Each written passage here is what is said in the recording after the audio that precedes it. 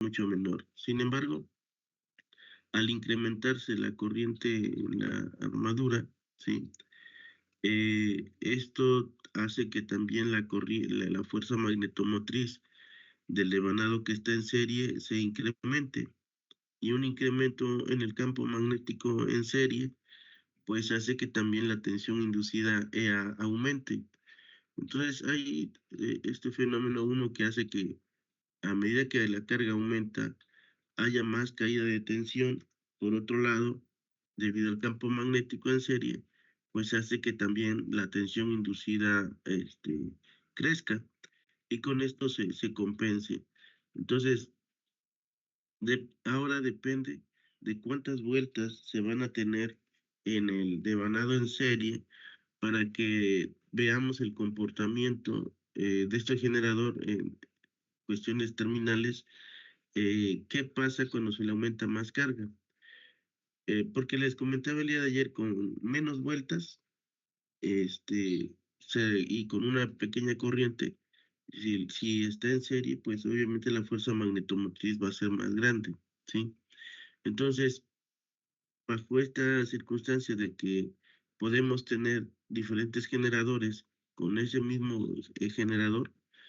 ¿Por qué diferentes generadores? Porque puedo tener un generador con pocas vueltas en el devanado en serie, y pues tengo, digamos, la caída de tensión si se ve pronunciada con respecto a la hora de aumentar la carga. Sí se va perdiendo voltaje. Y bueno, aquí estos tres generadores se denominan como hipocompuesto, compuesto plano e hipercompuesto. Y aquí se ve la comparación con el generador en derivación, ¿sí? Si vemos con el generador en derivación hay más caída de tensión, se pierde más voltaje a la hora de incrementar más carga, ¿sí? Entonces, con pocas vueltas tenemos un generador hipocompuesto. Si aumentamos el número de vueltas en el devanado en serie, ¿sí? Lo que se va a provocar es que ya la caída de tensión sea menos, y vamos a tener un compuesto plano, un generador compuesto plano. Pero si aumentamos aún más el número de vueltas en el devanado en serie, pues el campo magnético aún va a ser más grande, la fuerza magnetomotriz va a ser más grande.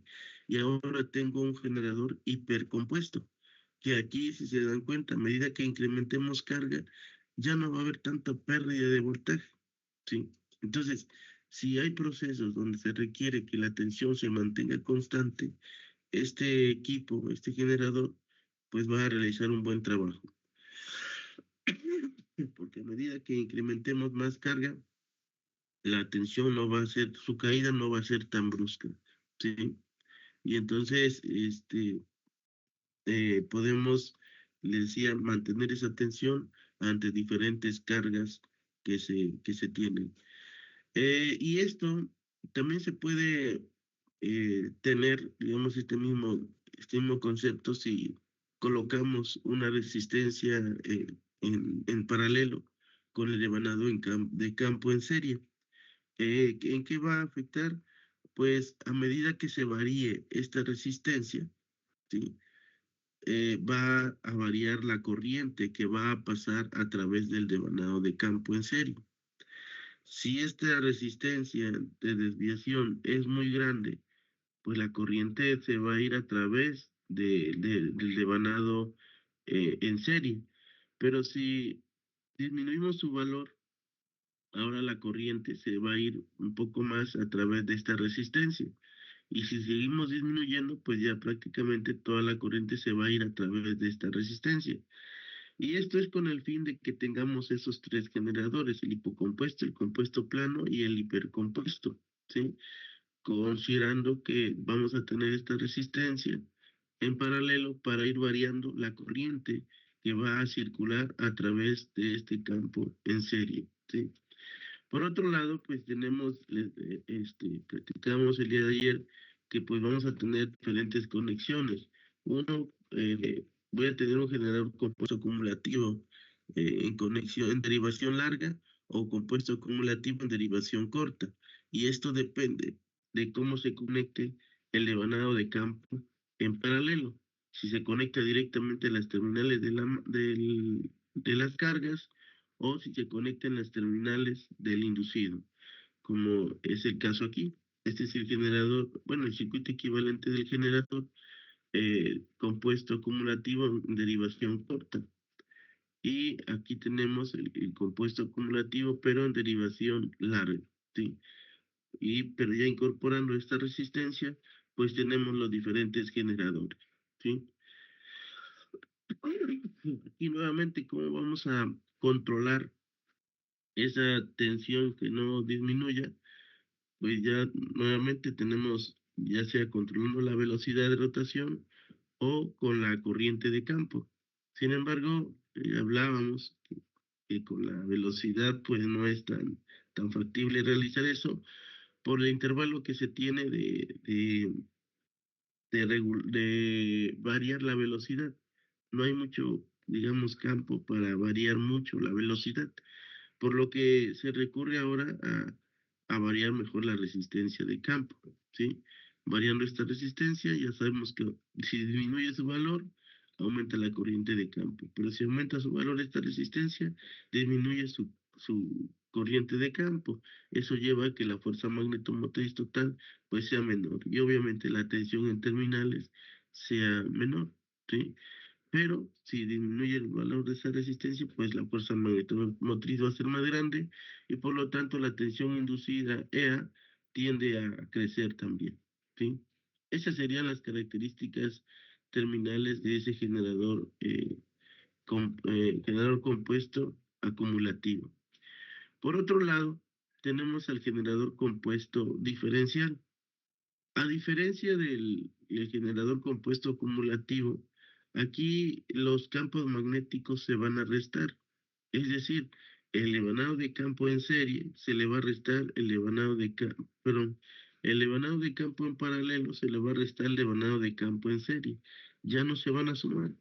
Entonces, si analizamos esto, vean que la fuerza magnetomotriz resultante neta, pues va a ser mucho menor porque estamos restando dos campos magnéticos, uno que es la del devanado en serie y otro que es la reacción del inducido. Cuando ya circula una corriente por el inducido se crea un campo magnético, habíamos mencionado, y ese campo magnético opaca el campo magnético original. Y eso lleva a que haya menor tensión o tensión inducida en los conductores. Y obviamente la tensión en terminales pues va a ser mucho menor. Y sus características terminales de este tipo de generador, vean, aquí tengo el compuesto diferencial en comparación con uno en derivación. Entonces, a grandes cargas, prácticamente este generador pierde mucho el voltaje, se va a cero. Y si se dan cuenta, es algo semejante a lo que pasaba con el generador en serie. Entonces, si este va a ser el comportamiento del generador compuesto diferencial y tengo dos campos magnéticos, no me sirve de mucho tener este generador si al final, con un solo campo magnético, puedo ver este comportamiento con el generador en serie. Entonces, este tipo de generadores, los compuestos acumulativos diferenciales, no son muy utilizados debido a su característica terminal, que a medida que incrementamos más carga, la tensión en terminales prácticamente se va a cero, ¿sí? Y entonces, si yo quiero un generador que mantenga la tensión a pesar de la carga que se esté conectando, este tipo de generadores no va a ser adecuado, porque se va a perder mucho voltaje, ¿sí? No sé si tengan comentarios hasta este punto.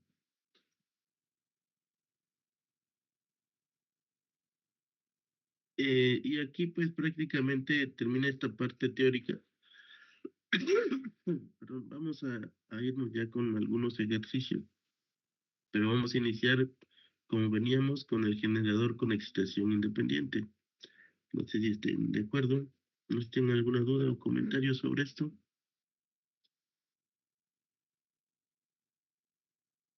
No, profe. Bien, entonces vamos a iniciar con estos ejercicios. Déjenme mostrarles aquí uno, permítanme.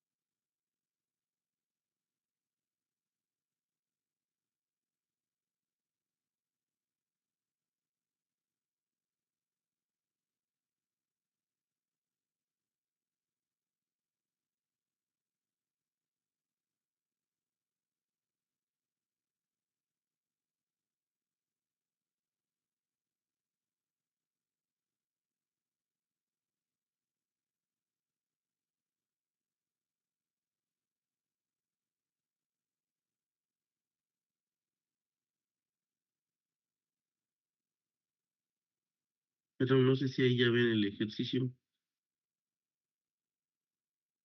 y nos dice que es un generador de imanes permanentes de corriente continua, 230 volt, 35 amperes son sus características nominales. Dice que está especificado para trabajar a una velocidad de 1800 revoluciones por minuto. La resistencia del levanado de armadura es de 0,2.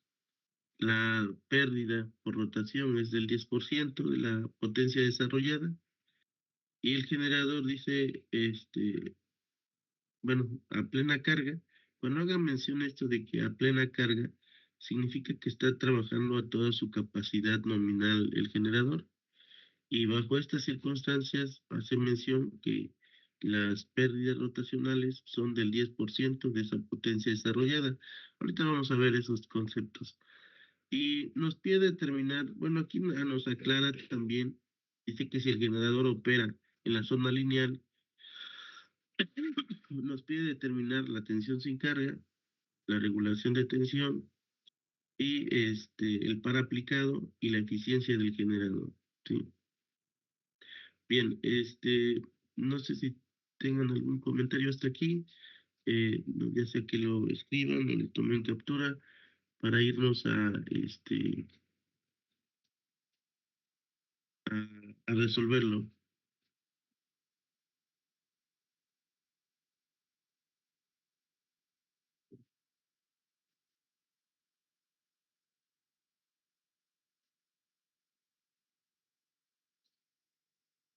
Listo, perfecto.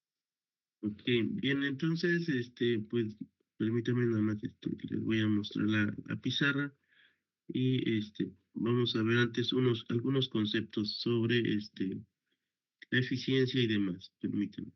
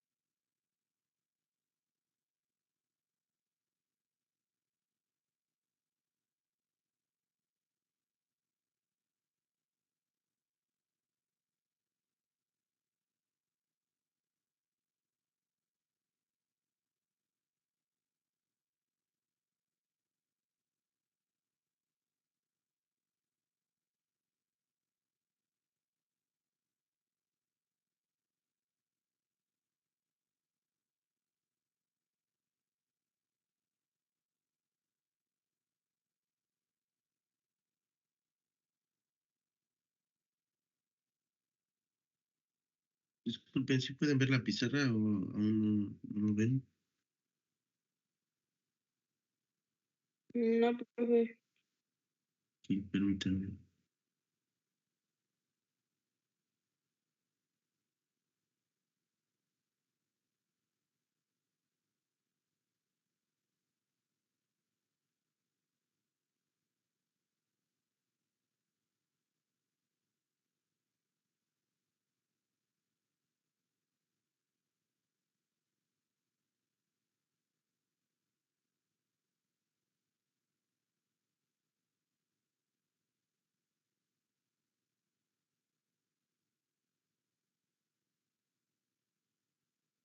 No sé si ahí ya lo ven, Sí, profe. ¿sí? Ok, miren, de entrada aquí el problema nos aclara algo importante. Obviamente es una máquina pequeña porque nos habla de que el campo magnético que se forma en él es a través de imanes permanentes, ¿sí? Como tal, pues no es un electroimán. Entonces, el campo magnético presente es debido a esos polos que ya tienen un campo magnético fijo, ¿sí? Y que no podemos variarlo. Entonces, eso es importante considerar, que si es de imanes permanentes, no podemos variar ese campo magnético ya fijo en los polos. Bueno, por otro lado, nos da datos que pues el generador tiene una capacidad de tener una tensión en las terminales de 230 volts, ¿sí? Y a una carga específica, bueno, a una corriente especificada de 35 amperes. Algunas veces, bueno, aquí nos dio como tal una corriente con el cual puede entregar ese generador, esos 35 amperes, pero va a haber ocasiones en que como tal no nos den una corriente, sino que nos van a especificar que el generador es de tantos kilowatts, ¿sí?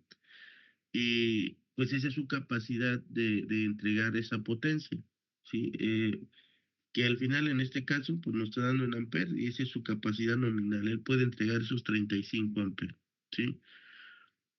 Bien, en el inciso A nos pide la tensión sin carga.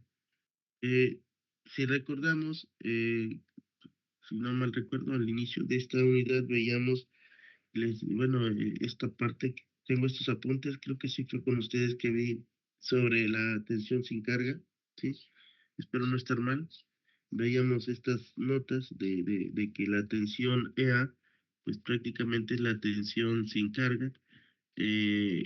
Cuando no tenemos ninguna carga conectada en las terminales, pues obviamente la tensión V subíndice T, VT, es igual a la tensión EA, pero en el momento que conectamos una carga, esa tensión en terminales ya no es igual a la tensión inducida.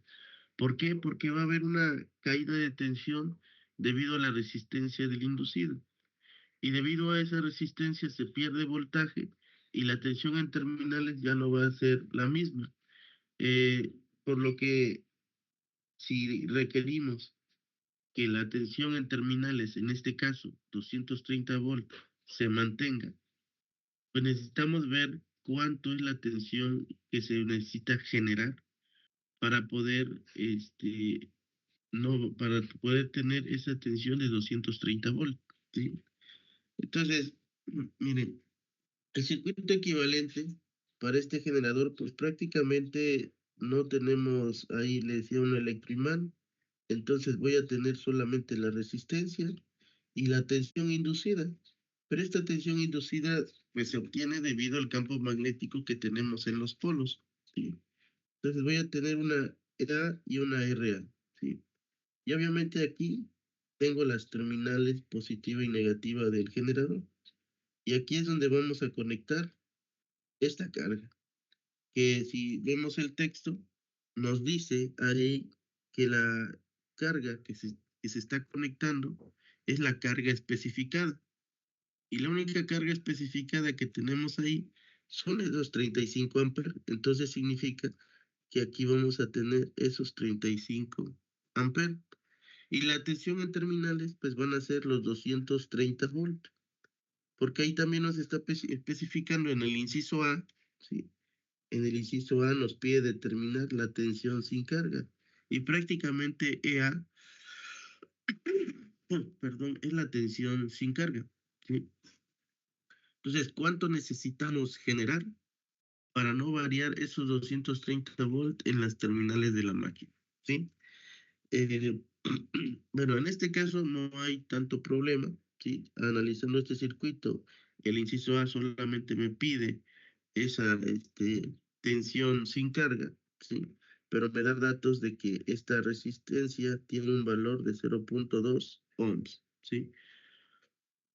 No necesito más datos, sé que aquí va, bueno, aquí está circulando una corriente de carga, y esta corriente de carga pues son estos 35 amperes, y por aquí va a circular una corriente en la armadura, una corriente en el inducido, que en este caso, como están en serie, para determinar esta tensión inducida, pues sabemos que esta IA, perdón, es igual a la corriente de carga, ¿sí?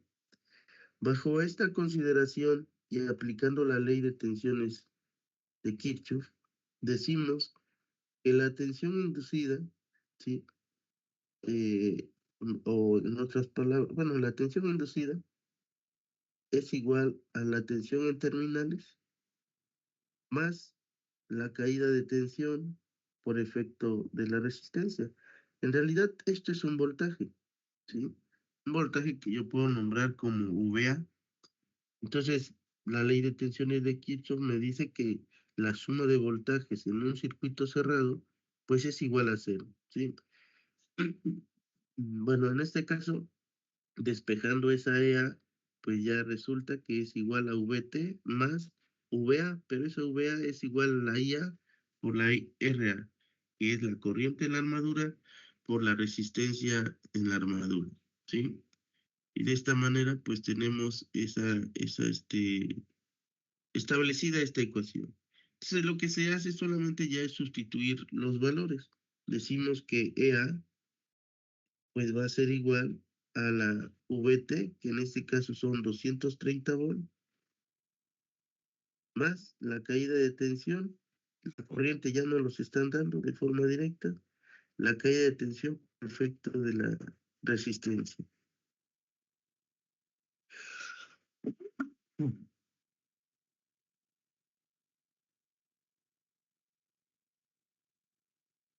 Bueno, y si hacemos esta operación, resulta que EA es igual a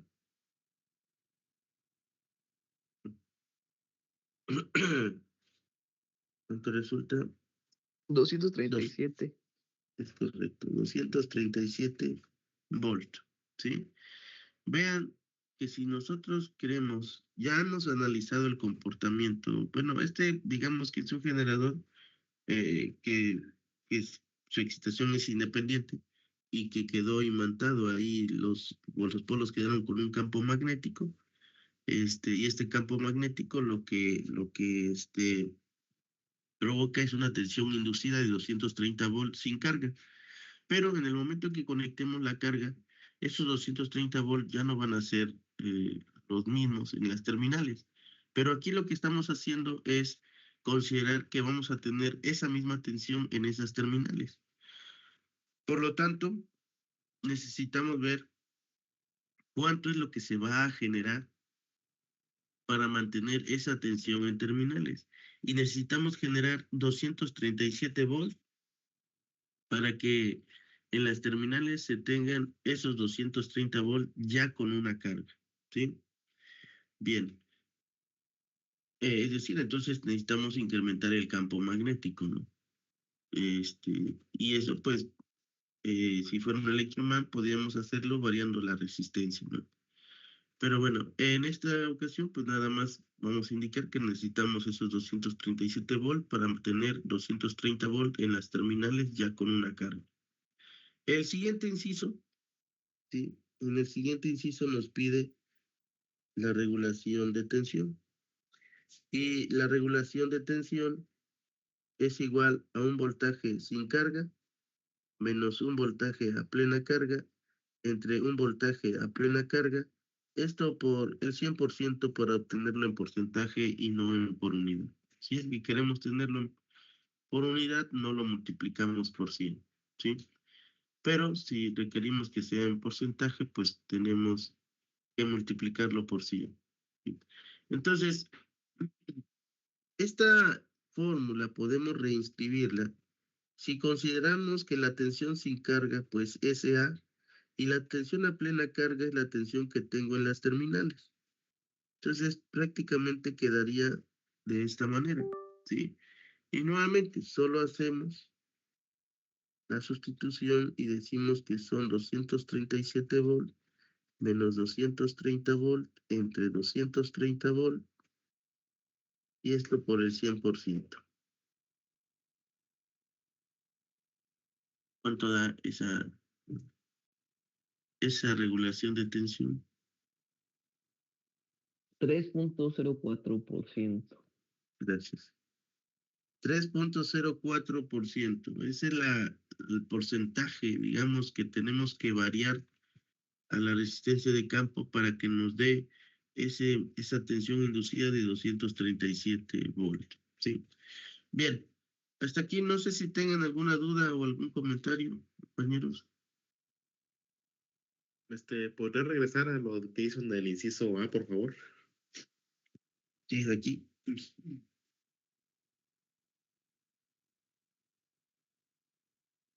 Ya, gracias, profe.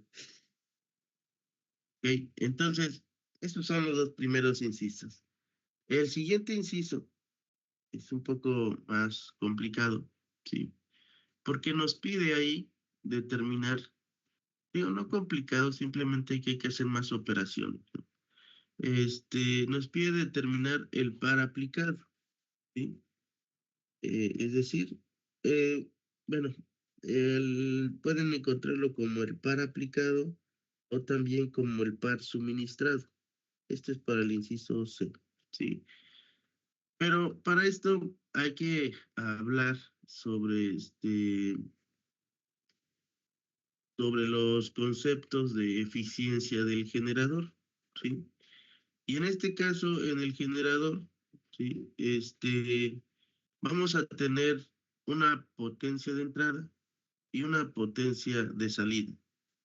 Pero si recordamos, ¿sí? La potencia de entrada, ¿sí?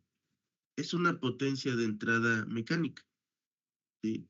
Entonces, perdón, esta potencia de entrada mecánica hay que definirlo y posteriormente vamos a tener una potencia que se va a convertir de mecánica a eléctrica, ¿sí? Entonces,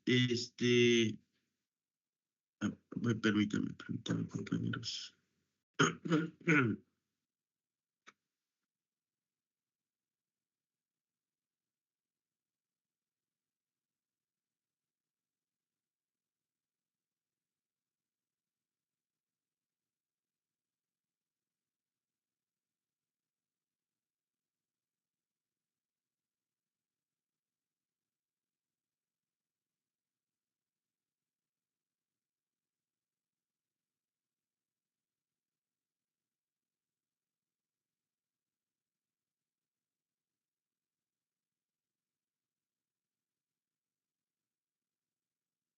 Perdón, entonces les decía que pues va a entrar una potencia mecánica y posteriormente voy a tener una potencia que se va a convertir, bueno, esa potencia mecánica a una potencia eléctrica. Entonces, si dibujáramos un diagrama de potencias para este generador, aquí tenemos esa potencia de entrada, ¿sí? Que esta potencia de entrada va a ser igual al par suministrado por la velocidad angular con la que está girando el rotor de la máquina. Y luego, durante el curso del funcionamiento del generador, voy a tener pérdida de potencia. Voy a tener pérdidas, vamos a nombrarles así, rotacionales. Ahorita voy a explicar a qué se refiere esto. Muchas veces nada más vamos a abreviarlo así, pérdidas rotacionales. Vamos a tener también aquí adelante otras pérdidas, que son las pérdidas en el cobre, o pérdidas eléctricas también denominadas, ¿sí? Y luego, obviamente, ya al final tengo una potencia de salida, ¿sí? Tengo una potencia de salida eh, después ya de que dentro de la máquina se han tenido estas pérdidas. Miren, las pérdidas rotacionales es la suma, estas pérdidas rotacionales, ¿sí? Es la suma de las pérdidas mecánicas más las pérdidas en el núcleo magnético, ¿sí? Recordemos que dentro del núcleo magnético hay dos pérdidas. Uno que son las pérdidas por corrientes parásitas y otro que es por el efecto de histéresis. Entonces, aquí faltaría desglosar que las pérdidas en el núcleo son igual a las pérdidas por corrientes parásitas y pérdidas por efecto de histéresis, ¿sí? Pero al final los dos son pérdidas en el núcleo. Por otro lado, pues sabemos que hay partes mecánicas, hay rozamiento con el aire, por lo tanto, si, digamos, si no están bien lubricadas esas partes, pues vamos a tener nuevas pérdidas. Y a eso denominamos como pérdidas mecánicas dentro del generador. Entonces, las pérdidas rotacionales es la suma de esas pérdidas mecánicas más las pérdidas en el núcleo. Pero comúnmente estas pérdidas también se denominan como pérdidas constantes, ¿sí? ¿Por qué constantes? Porque no dependen, por ejemplo, de con cuánto de su capacidad está trabajando el generador. Si el generador trabaja a 80% de su capacidad, o es más, sin carga, se van a tener estas pérdidas, ¿sí?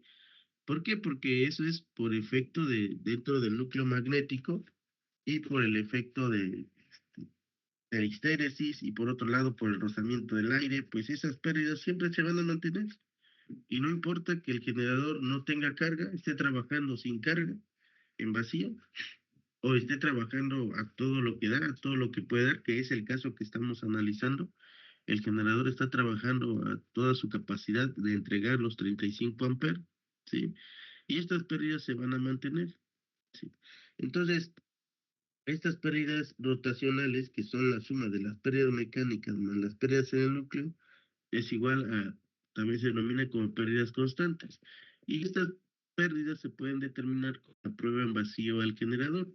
Se le hace la prueba al vacío al generador, se miden la corriente, voltaje y los watts que se está consumiendo sin carga al generador. Y esto no va a variar aun cuando trabaje en vacío o trabaje a todo lo que da. Sí. Bien, por otro lado tenemos las pérdidas en el cobre o las pérdidas, esto también se denomina como pérdidas eléctricas, ¿sí? Pérdidas eléctricas, si ahí se entienda, ¿sí? Y estas pérdidas en el cobre o pérdidas eléctricas son igual a la corriente inducido multiplicado por una resistencia. Son por efecto de calentamiento, ¿sí? Entonces, la I cuadrada R, si recordamos, aquí solamente tengo una resistencia, pero en realidad si fuera un generador compuesto o un generador en derivación o en serie, ya tengo también la resistencia de campo y hay que considerar que también tenemos pérdidas en esas resistencias, ¿sí? Perdón. Entonces, aquí vamos a determinar esas pérdidas por efecto de calentamiento con esta ecuación. A estas pérdidas también se denomina como pérdidas variables, porque esa IA están de acuerdo que en este caso en particular, si lo analizamos con el circuito equivalente, IA está en función de la corriente de carga. Y si decimos que el generador trabaja al 50% de su capacidad, Entonces la corriente ya cambió de 35 a 17.5 amperes. Si digo que trabaja un 80%, pues igual ya va a cambiar a, o sea, 25 amperes. Y obviamente esas pérdidas por calentamiento están en función de esa corriente de carga y van a ser menores si la carga es menor. Entre más incrementemos carga, más pérdidas por calentamiento va a haber. No sé si tengan algún comentario hasta este punto. Las pérdidas eléctricas corriente del inducido, ¿por qué? Por la resistencia de armadura o del inducido, el RA. Sí. Más adelante vamos a ver variaciones, porque le digo que otros generadores pues tienen el devanado de campo conectado al mismo circuito, ¿no? Aquí solamente hay una resistencia. ¿Algún otro comentario?